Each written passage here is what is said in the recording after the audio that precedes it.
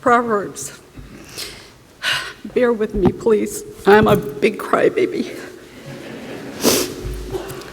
Proverbs 17:17 says, "A friend loves at all times." Well, that couldn't be a more true statement. And I don't know where you begin to tell stories of a 75-year friendship. My mom and her mom introduced Ranny and I when we were 3 years old, and we never let go of each other, ever. So many stories, so many millions of memories. Our children are intertwined because first Roger, then George, my George, and then Tom, and then Cindy and Priscilla, who are as close as Randy and I were growing up. So many memories, I can't even begin. I'll give you a couple funny ones because we couldn't have been more opposite. Yeah, I hear you. She was so perfect. I mean, the woman could cook like a chef, gourmet.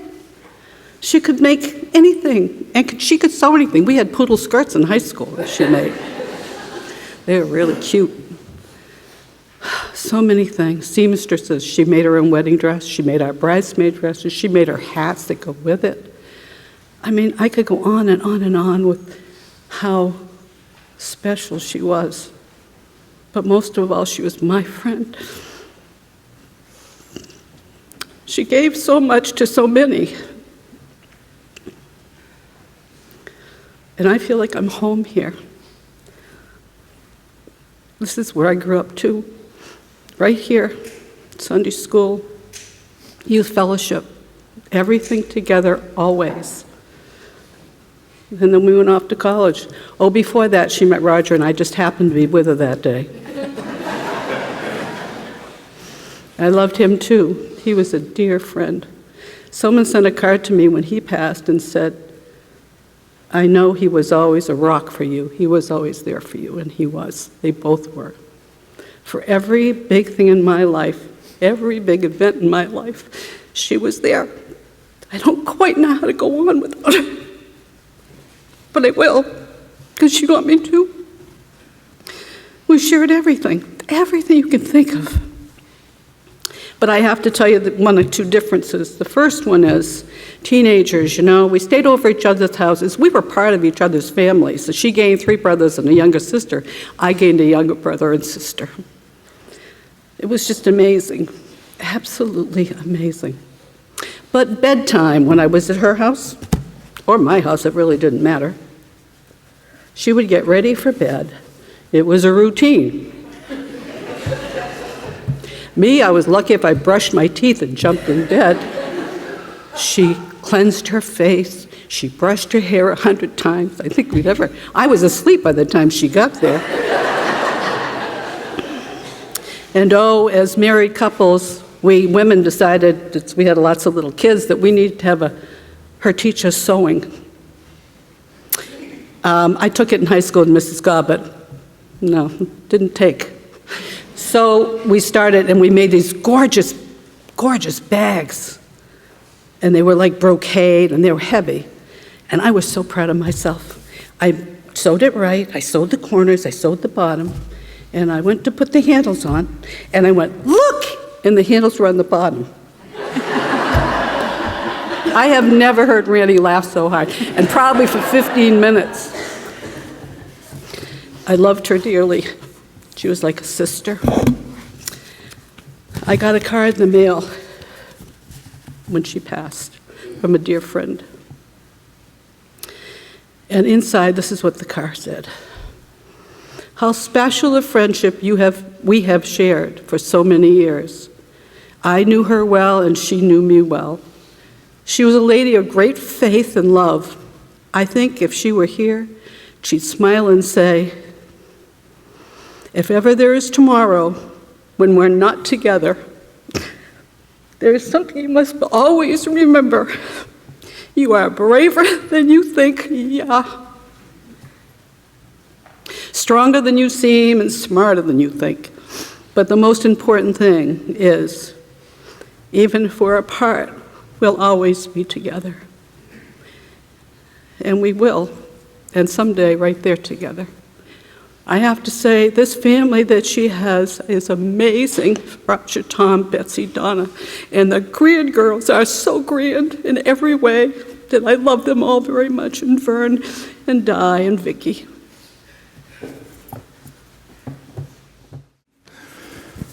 I'm the Wayback Machine. I'm Vern Gaw, Ranny's sister. I think I even knew her longer than brother. She's my sister. More about that later. The name Ruhema is a challenge for little kids' vocal abilities. Our mother was called Hamey, and Grandpa Harris made us a red bobsled with white lettering, Hamey and Vern. Until 1950, we lived at 25 Princeton Road, and in the early years, our grandparents at least intended to call her Hamey. I had a hard time pronouncing Ruhema, and it was Ruhema Ann, even worse. So Ranny was the name that tumbled from my mouth. It stuck, remained her preferred name. I remember Ranny referring to her socks as pick-a-pick-aps and shoes as new-news. Mom was a neat and orderly home ec teacher, and it didn't occur to me until years later that Ranny's unique words probably came from pick up your socks and new shoes. We came from a multi-generational Unitarian family, and liberal viewpoints prevailed. I recall one time when we were young and still living at Princeton Road, we decided to swap clothes and went downstairs, me in her dress, and she in my flannel shirt and jeans. We hoped to shock Mom. She was surprised, but not shocked. In second grade, I took a liking to Raisin Bran, begged Mom to get some, and dug into it for breakfast. Shortly, I got a high temperature and stayed home from school. Ranny didn't like Raisin Bran, so it languished until I recovered, and I'd promptly dig into another bowl. I was allergic to bran and missed a large part of the school year. Ranny was right there for me, sitting me down and taking the role of teacher. She was, after all, in the third grade. Ranny was always very social. Early on, Grandpa put up a wide trapeze bar hanging from the high bay of the barn at Princeton Road. At that time, there were lots of kids nearby, and several of the neighbors, particularly Jill Jeffrey and Joyce Flanagan, spent endless hours on that trapeze and hanging out together. The friendships endured after we moved to another home, many for the rest of her life. The sociability has been a constant in her life, leading to her numerous active contributions to the life of the First Church. So what can I tell you about our Aunt Ranny? My brother Ken and I spent our whole lives, or at least our entire childhood, growing up within half a mile of their house. When we were little, it was just down the hill. In fact, Ken probably tumbled down the hill to her front doorstep more than once, and I apparently took my first steps when I figured out how to walk and just walked right down there. Ken got in the habit of appearing at Ranny's house injured, particularly after we'd moved half a mile away, and she happened to live a lot closer to where he fell down. Now you have to understand, Ranny did not like blood and gore, and in fact, she often brought her kids to my mom, the nurse, to get repaired, including, I remember, probably a 6:30 a.m. wake up before high school when Cindy had infections in her pierced ears, and Ranny just couldn't deal with it. But one time when he took a header, managed to bust his lip and break his arm, she called my mom, and by the time my mom got there, in spite of Ranny saying, "I am not a first aid clinic," he was cleaned up, ice on his face, splinted arm, and off to the ER he went. Our cousins were a lot older than us, but Ranny and Roger came to every birthday down on the farm, every event. She would talk food with Ken as he got more interested in food, and she would despair over the fact that we were pretty much unwashed heathen down the road. But we loved stopping by her house whenever we got a chance. In fact, in high school, because we picked up the bus about a half mile from our house, and her house was a heck of a lot closer, if we were really early or late and weren't sure what time it is, we'd just wander in at around 6:15 in the morning and check the clock. Sometimes Ken had to beg her to call Helen down the road to see if she'd give him a ride to high school when he missed the bus. And on more than one occasion, I got confused, woke up way too early, and showed up at her house at 5:30 in the morning wondering where the bus actually was. Ranny made both my prom dresses. When I say she despaired of me ever quite not being a heathen, the lovely silk satiny peach number she made me, actually was rose number she made for my junior high prom, I matched with almost shaving all my hair off. And my senior year, I convinced her to go full-on goth with me, and I had this beautiful off-the-shoulder black taffeta number with red crinolines and red lining, and I looked amazing. She rolled with it. That was Ranny. Ranny got it done. That's what she did. She got it done when she had her, I don't know who remembers her New Year's teas. She got it done when she had her 4th of July parties, when she ran every event you could imagine at church or in town, and with her Christmas breakfast, which if you talk to any Gaw or Harris, they will tell you about. Elaborate decorations, even in the bathroom, even this weird plastic Rudolph reindeer that hung on the door between the garage and the house every year. Everything was decorated, and there was food, piles of food, fresh bread and millions of jams and every kind of pork known to man. It was the best meal of the year, and it was a chance for us all to be together as a family. Ranny always made sure we got to be together as a family. Ranny had opinions about what you were doing and why it was wrong, and she would tell you about them, and she would try to fix them and make them better. Ranny did not love you with a lot of words. Ranny was love in action. Ranny was love in making for you and doing for you and taking care of you and trying to fix you. And that's what we should do. We should go out and we should be love in action.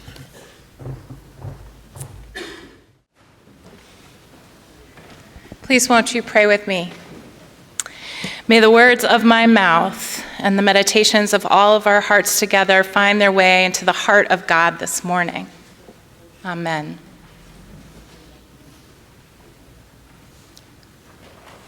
From the moment that I met Ranny 5.5 years ago now,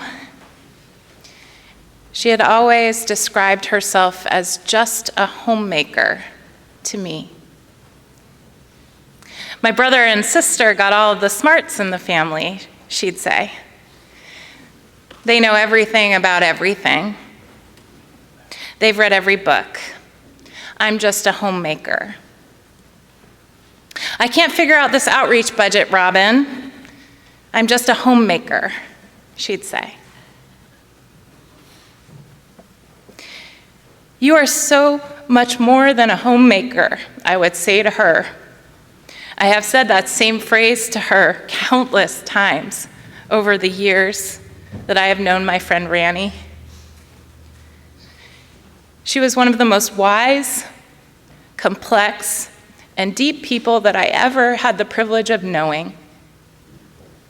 She was an object of beauty and strength. And she is still just as large in mast and hull and spar as she was when she left our side. And she is just as able to bear the load of living freight to her destined port. As Ranny prepared to die, I stopped chiding her for saying that she was just a homemaker. Because make no mistake about it, Ranny was most definitely a homemaker, and that was enough. She made home wherever she went. And that's how we got to experience God's love through her.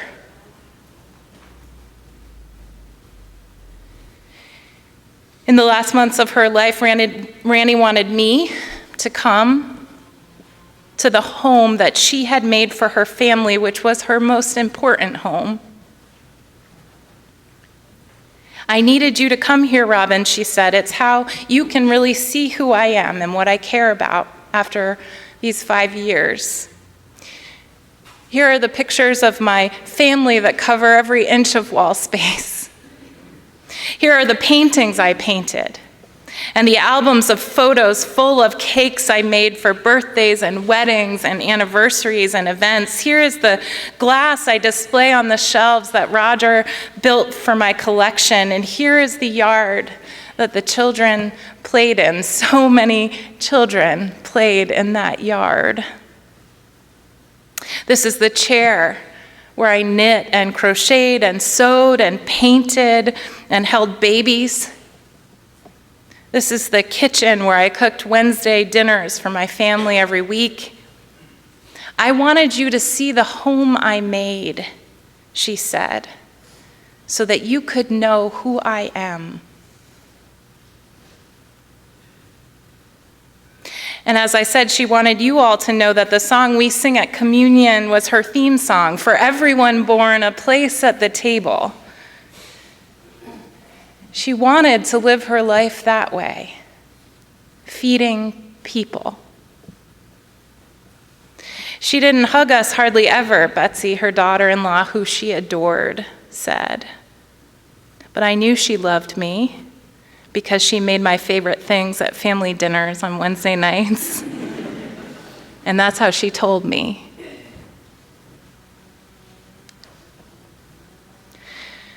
So last week, Ranny invited me over to say goodbye. She didn't want to be a bother to me on sabbatical, but she knew that she didn't have much longer to live. She couldn't breathe anymore. I had promised she wouldn't die without me. And it's not very often.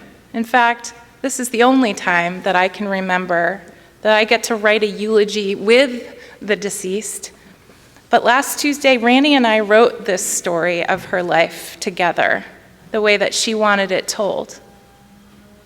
So we're lucky to hear from her this morning.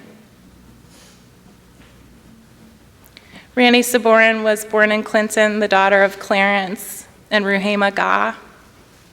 Her given name was Ruhema, as Vern told you, but Vern called her Ranny, so now we all do. Ranny had a wonderful childhood, she said. Her family was typically Yankee and not very touchy-feely, but she knew she was loved because she had everything she needed. Her mama was a home economics teacher, and she too made a beautiful home for her children, just like Ranny did. Ranny also had great friends. Jill lived down the street, and she doesn't remember a single moment of her life without her best heart friend, who was also with her as she died. Appropriately so. That's friendship. Thanks for showing us how to do that, Jill. Ranny grew up to believe that you don't tell lies and you live for others. That's what her parents taught. The Bible was simple back then, she said. Lift up the least of these and the last go first. One of the story Ranny likes to tell, she said, because it makes her look good, is one of her earliest memories. When I was 4 or 5, my mother said, I want you kids to pick out a toy to send to children in Europe who were affected by the war. Her mother had made Ranny a beautiful embroidered doll. She'd sewn it herself, the most stunning and intricate thing Ranny had ever been given at that early age. So she told her mother that she wanted to send that doll and a soapbox full of clothes to the children in Europe. I couldn't help picturing the look on the girl's face, she said, when she received this beautiful doll. So they marched over to the post office in Sterling and sent it off. She felt bad to give away a gift her mother so lovingly created for her, but she knew she was supposed to give that sort of love away. It instilled in me from an early age what it meant to do for others, and it is my earliest recollection of helping, she said. Starting at 13, Ranny worked in the drugstore downtown in Sterling, and she babysat, which is what you did to make money. She worked there all through high school. As a teenager, Ranny was popular. She was in the in crowd. She didn't say this because she's modest, but I'm pretty sure she was also stunningly beautiful. She met Roger Sabourin at age 15. He and 3 other gentlemen tried to pick her up all at the same time, that fateful evening, right, with Jill. But he was the one who won her over, and it was his eyes. His eyes were gorgeous. He had cow eyes, she said. Do you know what I mean, Robin, by cow eyes? He had them. I didn't grow up in Sterling, so I actually didn't know what she meant.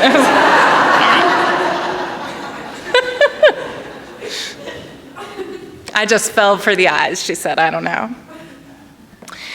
They got to know each other. It wasn't just his eyes that she loved. He had a wonderful sense of humor.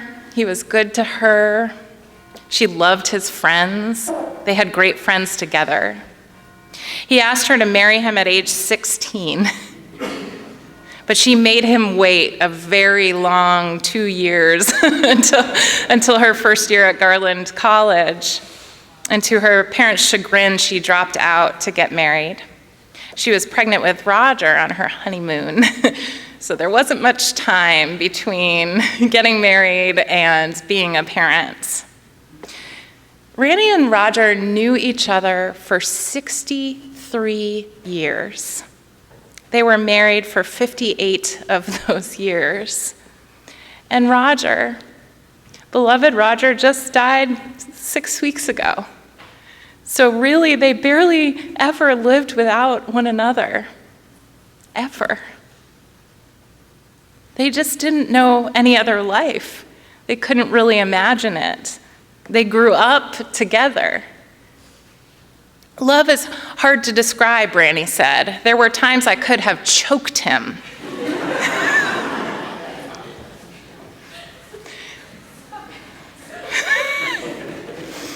We were very different, but maybe I liked a challenge, she said. And indeed, they were different. Roger was Catholic, and she was Unitarian. She loved plays and movies, and he hated them. He loved horses and motorcycles, and she hated them. He was a staunch conservative, and she was a dyed-in-the-wool liberal. They fought about politics ridiculously. They almost got a divorce after the 2016 election. I was like, Ranny, it's been a really long time. I think we can stick it out for a few more years. It's so true. She was stubborn, passionate, and particular about her way. He was patient, laid back, and adoring of her anyway.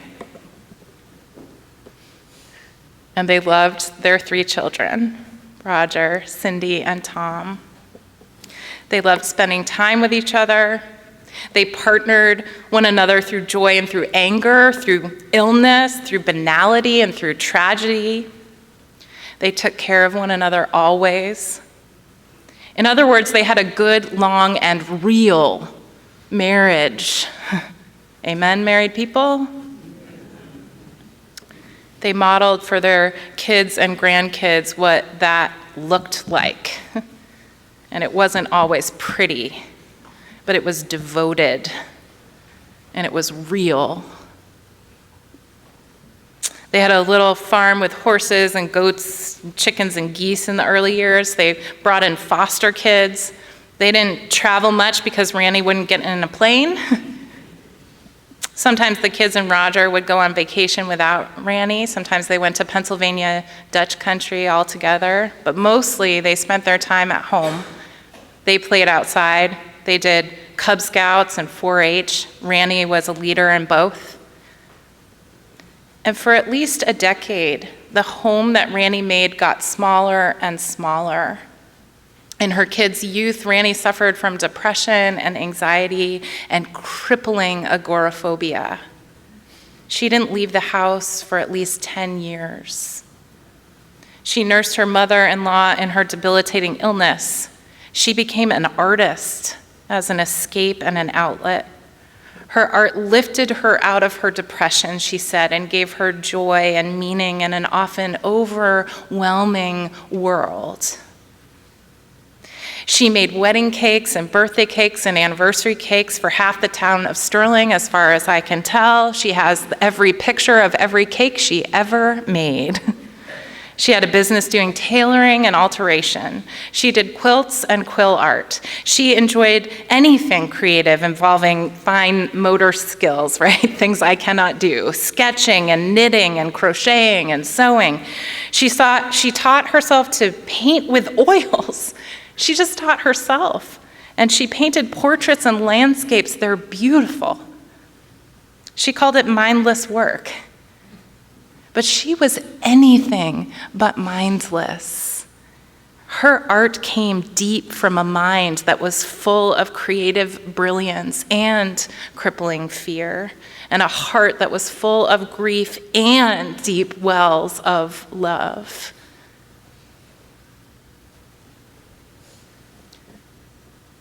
The overwhelming tragedy of Randy and Roger's life came when their daughter Cindy was diagnosed with anorexia. In fact, it was Cindy's hospitalization in Boston that got Ranny finally to leave her home so that she could go and be in that hospital room. It was the 1980s, and doctors sadly didn't know much about this lethal disease at the time. Ranny was an unfortunate pioneer. She learned a lot in those years and the years following her death about anorexia. And Randy described Cindy as a typical anorexic. She was a sweet girl who'd do anything for you. She was too good. She was perfectionist. She was very smart, like me, she said. When Cindy got sick, Ranny said she felt as though she abandoned the boys and put every bit of energy into Cindy. The boys turned out fine, though, she said, probably due to Betsy and Donna, not me.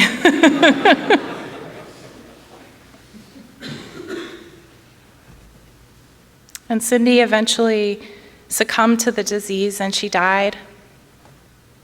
The fact that this mother, whose stated mission was to feed the hungry, literally could not feed her daughter is the most heartbreaking thing that I can imagine.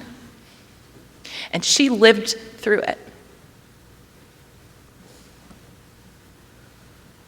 Ranny recalled that there were a couple of girls in school that bullied Cindy, and she has hated and fought against bullying ever since. I have rarely met an elder so dedicated to the health and well-being of the younger generation than Ranny Sabourin. She was one of the greatest advocates for our youth, insisting that each generation is better than the one before, rather than hearkening back to the good old days, right? Ranny said of Cindy's death, "It's over and done, but you don't let it go." And she wanted you all to know this. People say that something good comes out of something bad. I don't accept that, she said. There was nothing good that came out of Cindy's death for me. There was nothing good that came out of seeing Roger die a few weeks ago. It threw me back and I will never recover. And then she added, if anything is good, it's these girls. And of course, she was referring to the great loves of her life. Star, Jen, and Caitlin, her beloved granddaughters.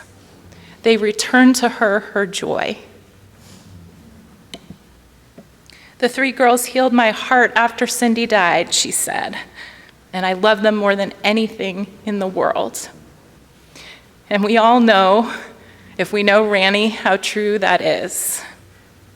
Betsy, Tom, Donna, and Roger gave Ranny the greatest gift of her life, permission to help with the everyday task of raising those girls. She got to make her house a home again for them.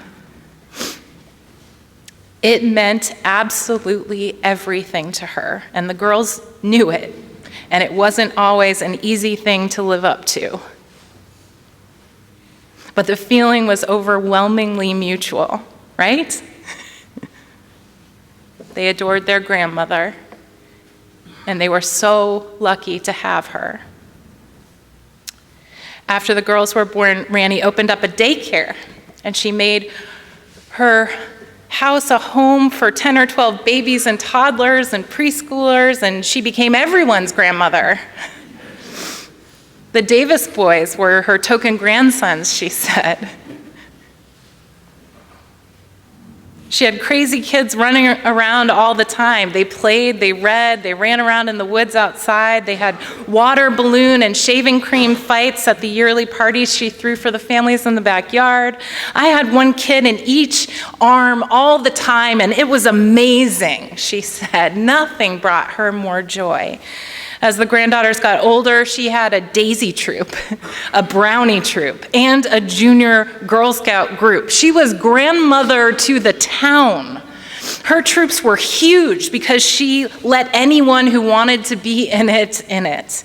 She wanted to teach the children to be good people, she said. She was so proud that Caitlin got a silver award just like she did as a girl. And then, of course, there was her beloved, lifelong church family.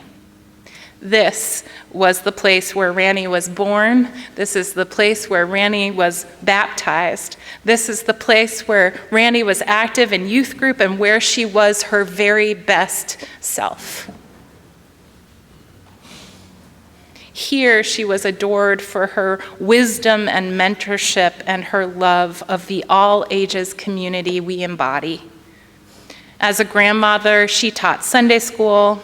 She was on the Village Green preschool board. She was the chair of the outreach board. She was in the Aging Gracefully group. She went to countless pub theologies and women's retreats, and she was a friend to so many of us, to so many of our children, to so many of our younger leaders and mothers. She didn't want to just hang with the people her age, she said. What she loved about this church is that she got to be friends with people across the generations. When she was diagnosed with cancer at the same time as Jen and Paula, who are both here today, she held them up with her strength and kept them going. Paula put flowers in her pew back there to mark her absence and abiding presence last Sunday. And of course, she clothed us and she fed us. She made costumes for pageants. She was the costume designer for years with the Sterling Community Theater. Raise your hand if you're here from Sterling Community Theater. Yes, see them all? She was so proud of receiving an award from you all. At the last show that they did just this fall, she had made her last wedding dress for Mamma Mia just this summer. She wasn't done. She was dying of cancer and sewing a dress. She cooked and cooked and baked for years. She spearheaded the Holly Berry brunch with Paul Jones, who she adored. Talk about opposites politically. They still loved each other. She worked at the Wheat Soup Kitchen in Clinton for 8 years, putting the grandbabies on the counter in their car seats and getting to work. We fed the people, she said. Feeding people has always been my thing. We fed the people. She was a homemaker. She made this church a home. And now we have to figure out how to make it a home without her. So to her beloved family, this is what Ranny wanted you to know. She hopes that you will continue to get along well.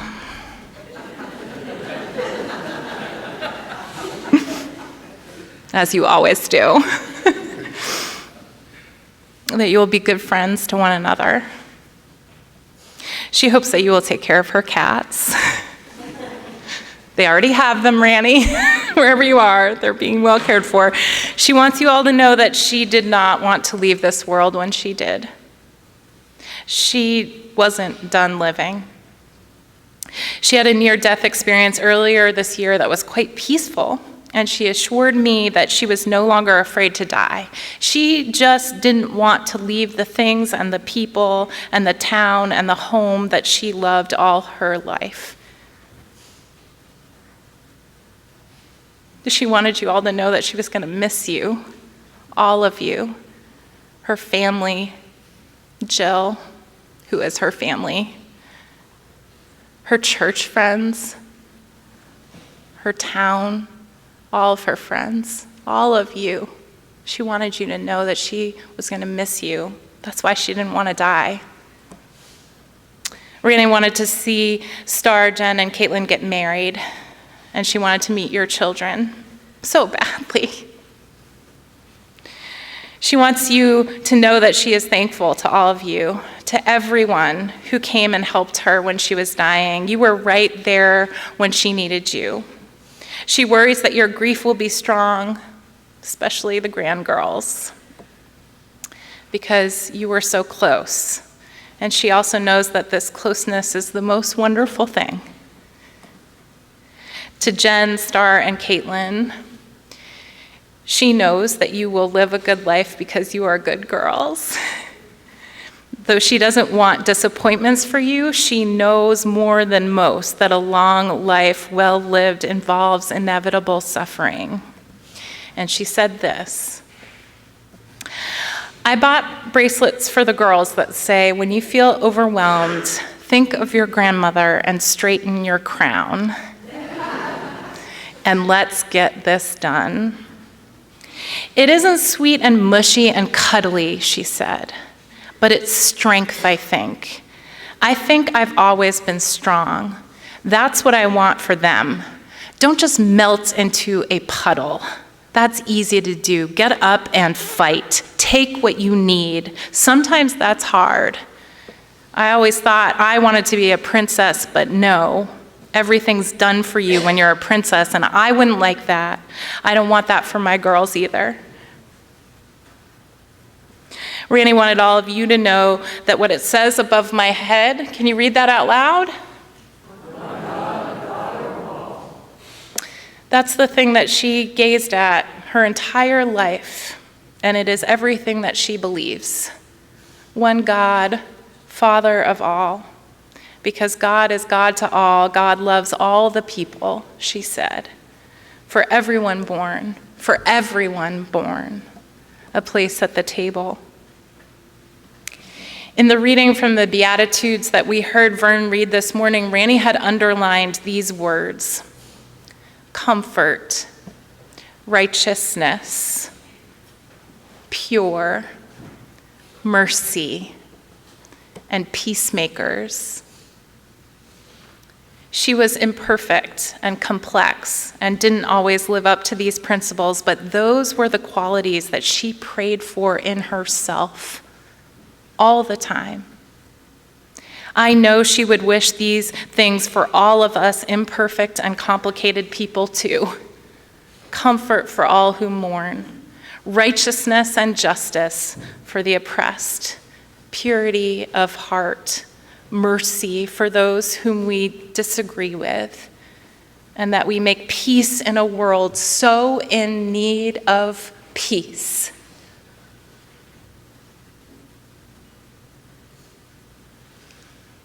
Ranny, thank you for making this house a home for me and for us.